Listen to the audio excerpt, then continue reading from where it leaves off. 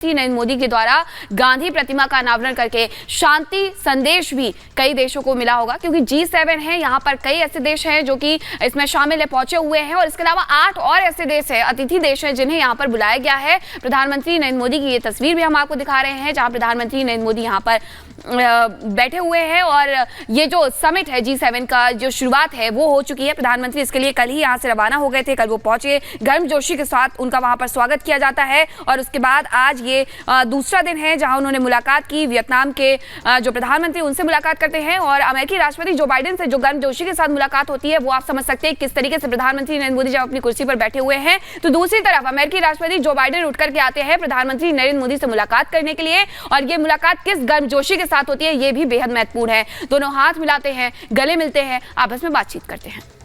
तो देखिए, आपको बता दें, G7 का पहला शिखर सम्मेलन 1975 में हुआ था।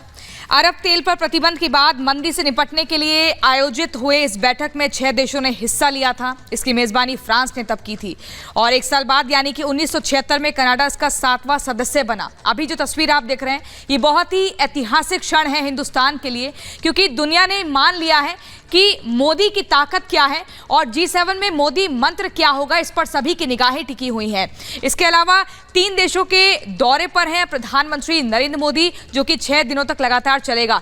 यहीं आपको बता दें, अगर G7 की आर्थिक हिस्सेदारी की बात करें तो उसमें जो गिरावट का जिक्र बार बार होता है, पिछले कुछ सालों से G7 का प्रभाव कम हो रहा है, लेकिन 1980 के दशक में दुनिया की कुल GDP का लगभग 60% हिस्सा G7 देशों का होता था, जिसका जिक्र किया जाता है, और अब ये घटकर करीब 30% के करीब रह गया है।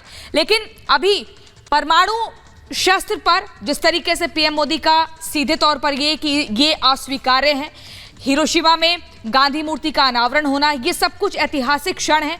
और इसी के बाद सबकी निगाहें हैं कि अब क्या कुछ बोला जाएगा। मोदी महानेता है, दुनिया ने मान लिया है। जिस गर्मजोशी के साथ मोदी का जापान की सरजमी में स्वागत हुआ, ये भी सभी ने देखा। और अब से कुछ देर पहले अमेरिका के राष्ट्रपति जो बाइडेन ने जिस तरीके से गले मिलकर स्वागत किया, ये भी पल बहुत ही ऐतिहासिक रहा। देखिए, 6 दिनों का ये दौरा है, आपको बार बार बता रहे हैं। इसमें जापान है, पापुआ न्यू गिनी है और ऑस्ट्रेलिया, तो 3 देश आ जाते हैं। 40 बैठकें इसमें होनी है। इसके अलावा 19 से 21 मई की अगर बात करें तो जापान का ये दौरा रहेगा। 22 मई को पापुआ न्यू गिनी में पीएम मोदी की मौजूदगी दर्ज होगी। 23 मई को ऑस्ट्रेलिया पहुंचेंगे। तो लगातार बैक टू बैक ये दौरा रहेगा। जापान से चीन और पाकिस्तान को क्या संदेश दिया जाता है, इस पर भी निगाह बनी रहेगी। देखिए, जापान के हिरोशिमा में शुक्रवार से यानी कि बीते दिन से G7 समिट शुरू हो चुका है, और भारत G7 का स्थायी सदस्य नहीं है, लेकिन फिर भी पिछले कई सालों से लगातार भारत को इस समिट में गेस्ट के तौर पर बुलाया जाता है।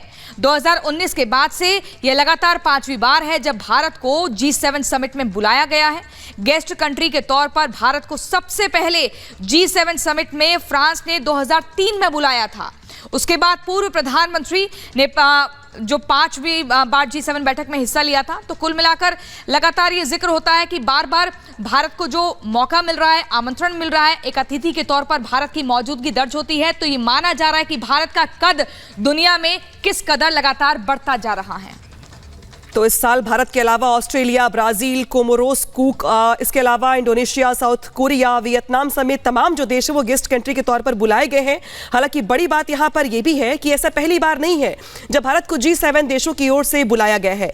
लेकिन पीएम मोदी का ये दौरा इसलिए भी महत्वपूर्ण हो जाता है क्योंकि 1974 में पोखरण परमाणु परीक्षण के बाद ऐसा पहली बार है जब कोई भारतीय पीएम हिरोशिमा का दौरा कर रहा है। और ऐसे में अगर माना जा रहा है कि चूंकि इस बार मौका बहुत खास है, तमाम देश जो है वो गेस्ट कंट्री के तौर पर जा रहे हैं, तो बीते दिनों में जो कुछ भी रहा है रूस यूक्रेन को लेकर, बीते दिनों में जो कुछ रहा है कंट्रियों का आपस में रुख रिश्तों को लेकर के तमाम अलग अलग मुद्दों पर, तो क्या कुछ कहा जाता है भारत की ओर से अलग अलग मुद्दों को लेकर। हम अब जैसे कि हमने खुद भी देखा है कि किस तरीके से चाहे वो कोरोना को लेकर के वैक्सीन की बात हो, चाहे वो अलग अलग मुद्दे हो, भारत ने हमेशा से ही अपनी जो छवि है वो बेहतर पेश करने की कोशिश की है, हमेशा मदद के लिए हाथ बढ़ाया है।